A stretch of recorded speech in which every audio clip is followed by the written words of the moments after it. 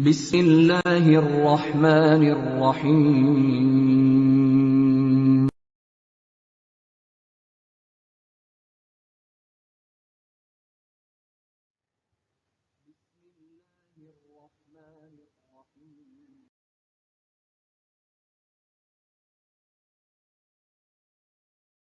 بسم الله الرحمن الرحيم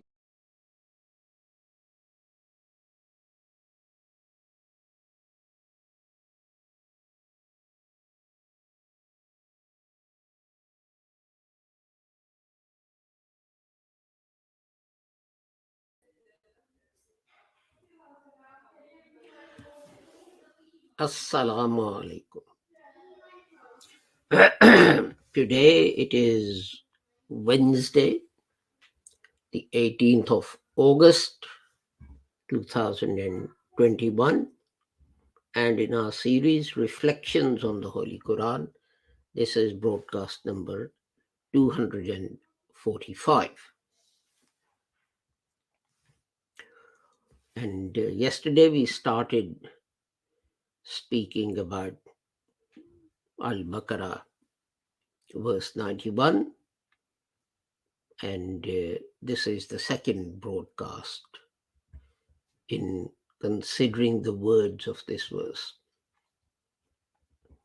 Just to remind you that the Lahore Abdiya community was created by Hazrat Mirza Ghulam Ahmad,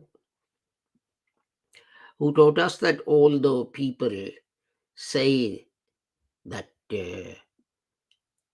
after the Holy Prophet Muhammad, the Prophet can come, but this is incorrect because the Holy Quran says that the Holy Prophet was Khatamun Nabiyyin. And the Holy Prophet explained that it means that no prophet shall come after him. And if guidance is required, then Mujaddideen will come, reformers will come. And although they will disagree with people and people will disagree with them, the Holy Prophet had said that if one reciter of the kalima says to another reciter of the kalima, you are not a Muslim, then it is the person saying so who is not a Muslim. So we should avoid doing this. And he also said that although people say that, for example, Ayah Rajam and Surah Walayat are missing from the Holy Quran, this is untrue. The Holy Quran is complete and perfect. And no verse of the Holy Quran, no revelation has been missed from verses of the Holy Quran. And he further said that although people believe that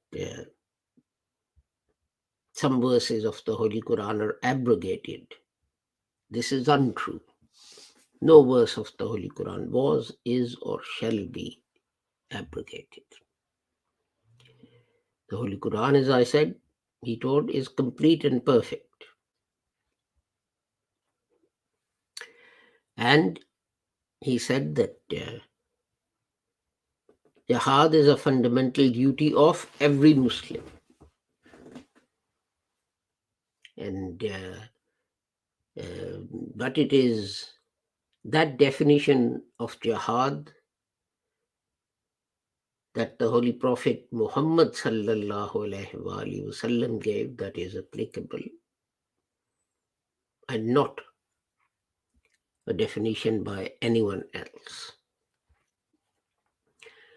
When returning from fighting, the Holy Prophet said that the Muslims were returning from the minor jihad to the major jihad. And the major jihad, the Holy Prophet Muhammad explained, was jihad bin nafs. A jihad, a struggle against your own self. So, Let us turn to the Holy Quran and have a look at the verse that I said we are going to talk about. أعوذ بالله من الشيطان الرجيم بسم الله الرحمن الرحيم وإذا قيل لهم آمنوا بما أنزل الله قالوا نؤمن بما أنزل علينا ويكفرون بما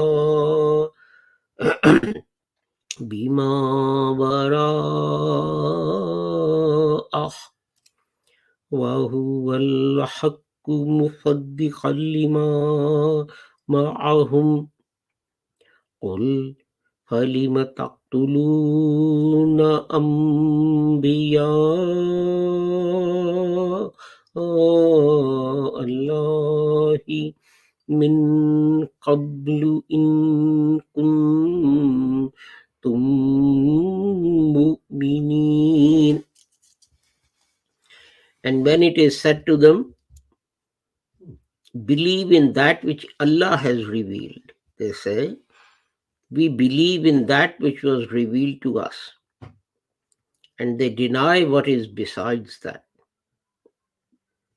while it is the truth, verifying that which they have. Say, why then did you kill Allah's prophets before this, if you were believers? So today we are going to look at the word Aminu. So let me turn to my internet notes. So Aminu,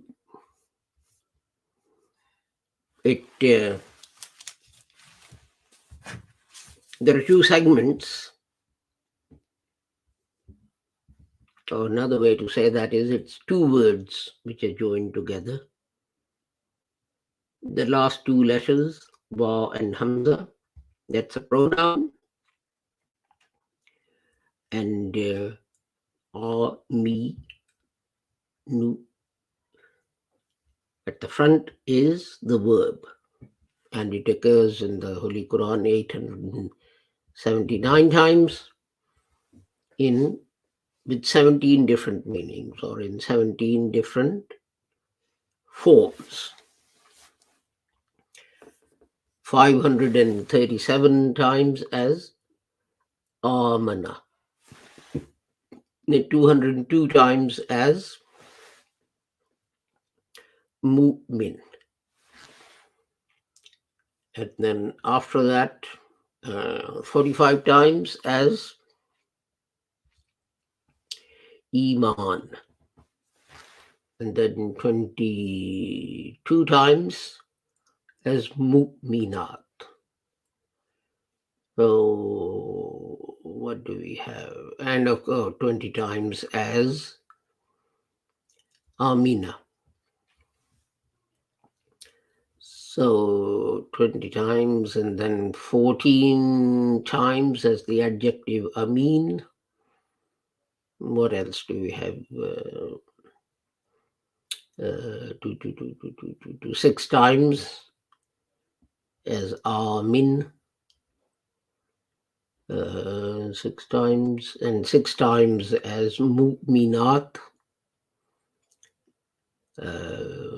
And what else is there? 5 times as Aman. 6 times as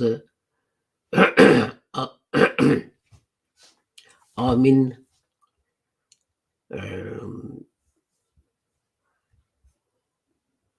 And 45 times, I missed this, 45 times as the noun, Iman. And okay.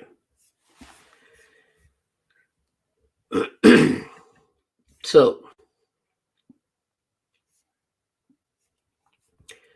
let me see if I can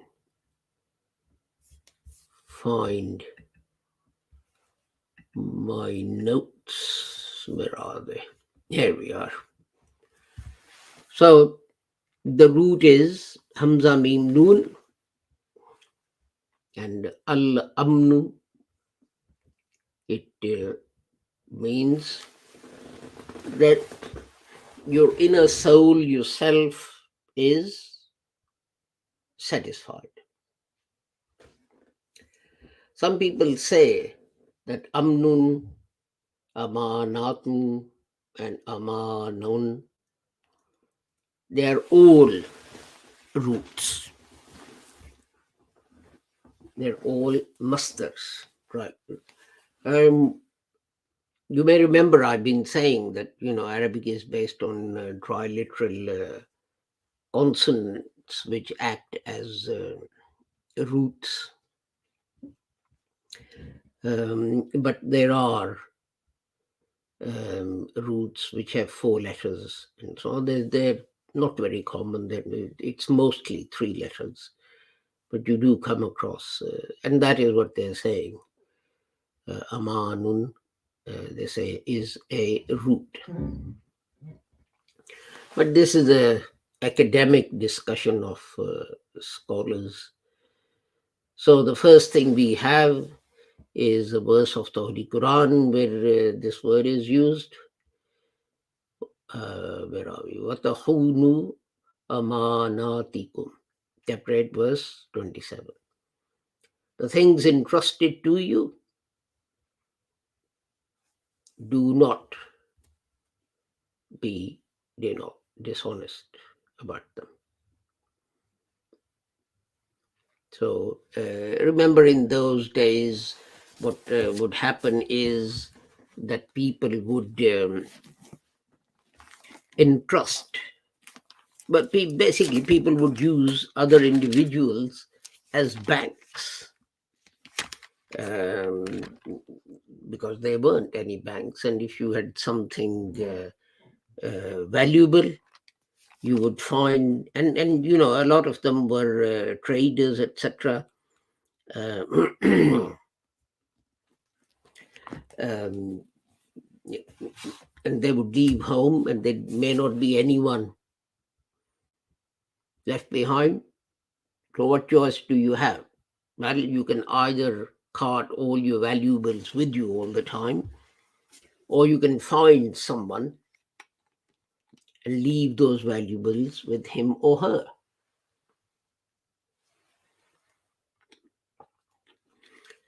So God says that what the things that you are entrusted with, do not be unfaithful to them, or do not be dishonest.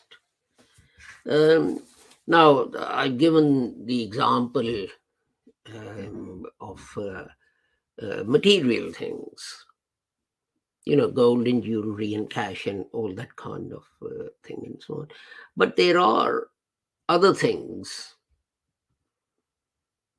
that people are interested with. Democracy means that the government entrusts a vote, and our duty in fulfilling that trust, in being faithful to that trust, is that when we go out to cast our vote, we don't think, well, this is my neighbor, this is my cousin, this is my uncle's friend.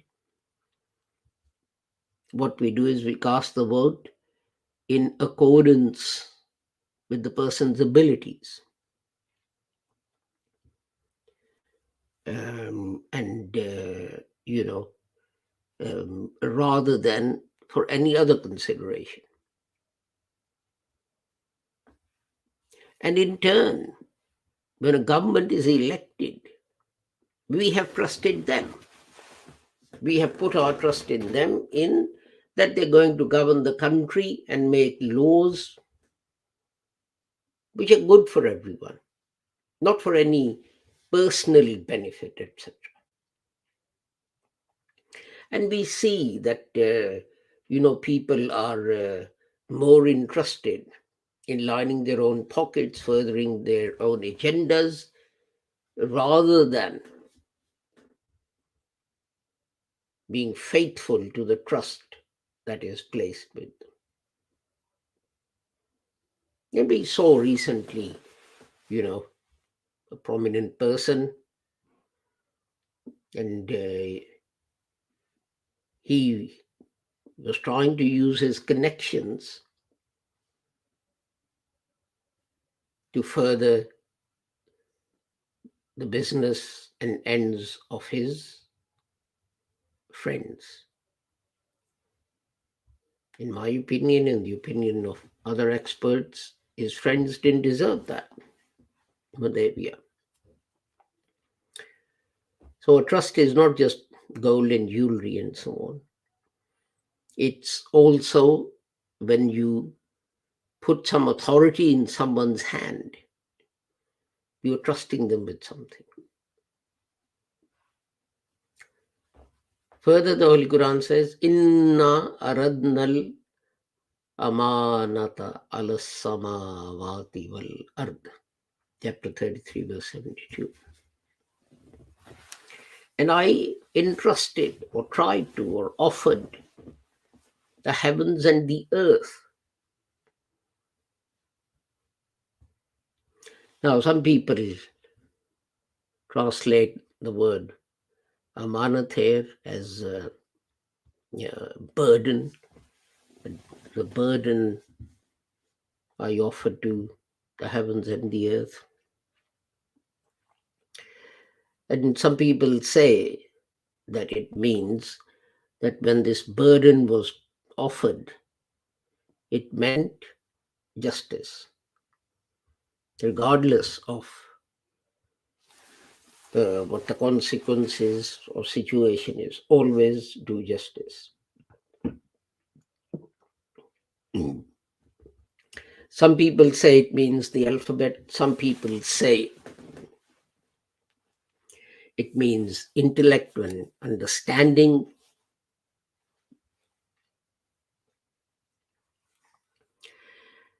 And I lean towards it meaning the alphabet, because I take it to mean not just the alphabet A, B, C, or A, Ba, Ta,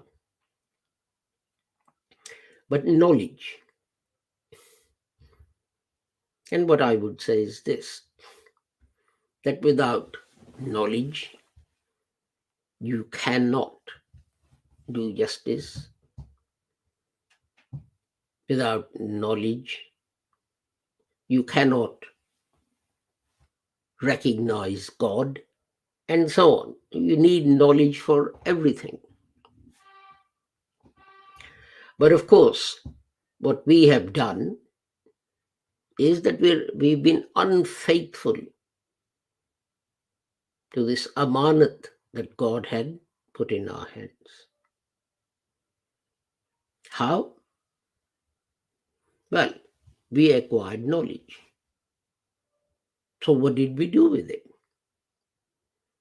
Did we use it for the benefit of humanity? Or to line our own pockets? Even if it meant it is being used it is being used to harm humanity. Take an example. Human beings discover nuclear fission. So what's the first thing they do? They make an atom bomb and they drop it on Hiroshima and Nagasaki.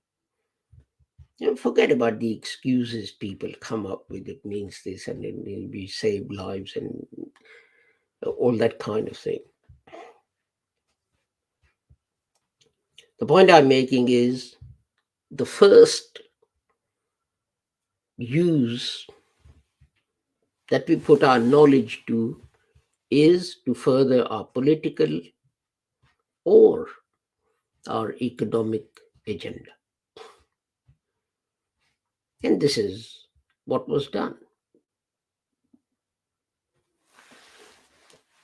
And that is the point being made, that we accepted this burden, we accepted this trust, and then we proceeded to betray it. So the same word is used for the Kaaba. وَمَنْ دَخَلَهُ كَانَ آمِنًا. Chapter 3, verse 97. The person who enters it has a guarantee of security. So some people say it means that they need no longer fear hell. And some say, well, they should no longer fear the worldly trials and tribulations. But again, you see, we just literally take this and we go running back to the Holy Kaaba year after year. Why? Because we think it's okay for us to do wrong throughout the year, because at the end of the year, because we are rich and so on, we'll rush to the Kaaba and find peace and security there, and we need not fear the fires of hell. And that is the difficulty, that people want to take shortcuts. In chapter 4, verse 154, it says, Amanatun ghafa. Yani, what descended upon them is calm, peacefulness, sleep.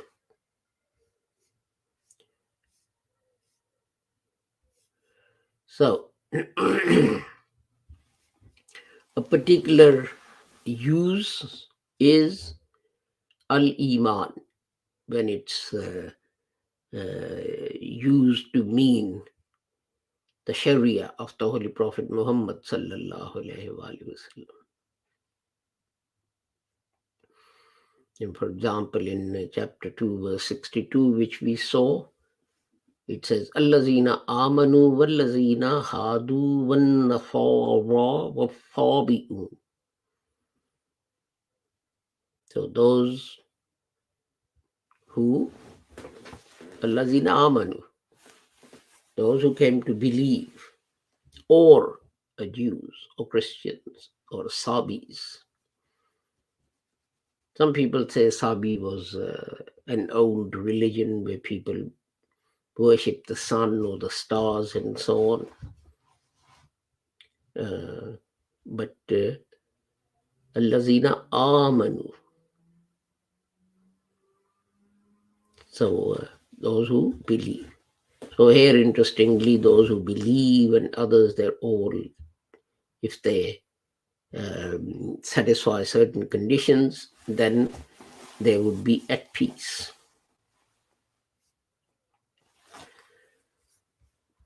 But this Iman, the word Iman can be used as an adjective to approve someone. You know, if he believes, not just with the tongue, but also in practice, This is why it said, "Wallazina amanu billahi wa rusulihi wa ulaika humus siddiqun." Chapter 57, verse 19.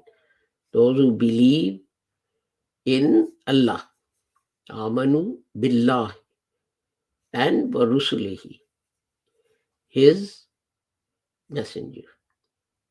They are siddiq. They are trustworthy. They are real believers.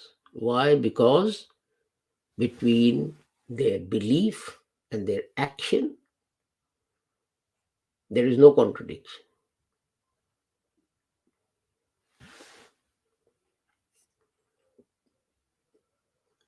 And then we have Mu'min.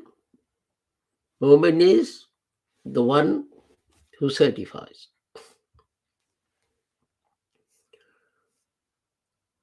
And it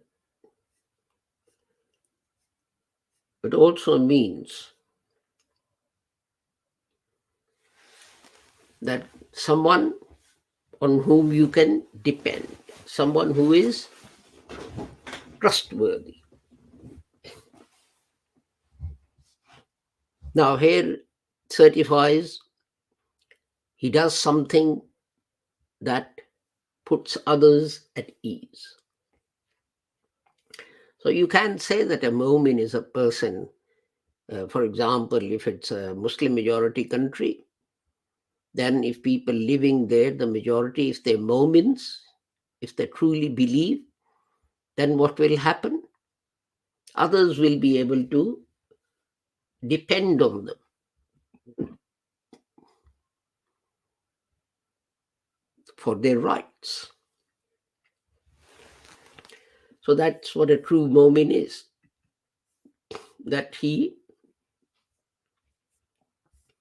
mu'min really is someone on whom you can depend. He guarantees you peace and security and be able to follow your religion, to preach, propagate your religion, and so on. Chapter, I think 3 verse 383 or something. It also uses the same word in the sense of trusting each other in a trade. And you see, it's a very small thing that people just read and carry on. Oh, well, yeah, that's fine. But that is the foundation stone, that trust of economic prosperity. I'll give you an example. Someone in Pakistan ordered something. There was an online shop, and the stuff came, and they weren't allowed to. They weren't given the parcel until they had paid in full. They paid in full. They got the parcel, and they took it inside and opened it. And I mean, things were there that they had ordered, but it was poor quality material.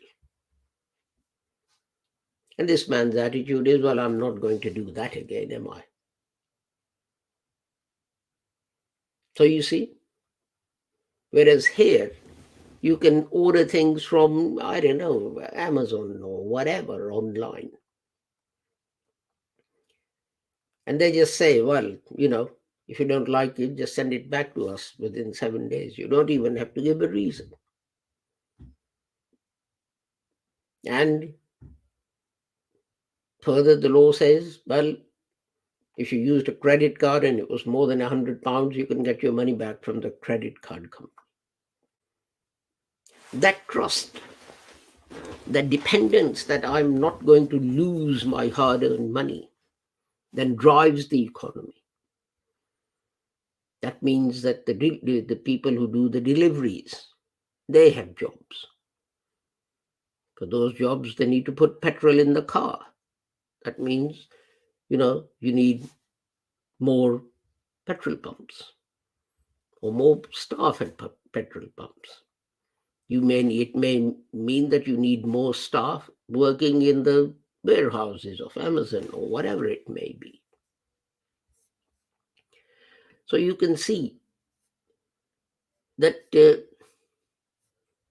putting in its truest sense, putting the teaching of just that one word into practice can spur on the economy of a country. And this is what we need to do, and that is to look at how we can implement the spirit, how we can implement the spirit of all the words of the Holy Quran. This is what we don't do. We think that, if we rush to the mosque and then we just splash some water on our face, then that is enough. That is not enough. As I said, the essence of a moment, yes, he should pray. I'm not saying he shouldn't pray, but his essence is that you can depend on him, you can trust him, wherever he is.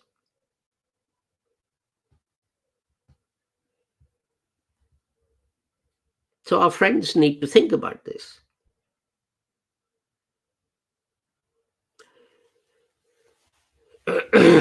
With this, I take my leave of you. And I hope you're finding these useful. If you are, please share them with your friends, and with a prayer that whoever you are and wherever you may be, may Allah keep all of you safe and sound and free from harm. Assalamu alaikum. Khuda Hafiz. Goodbye.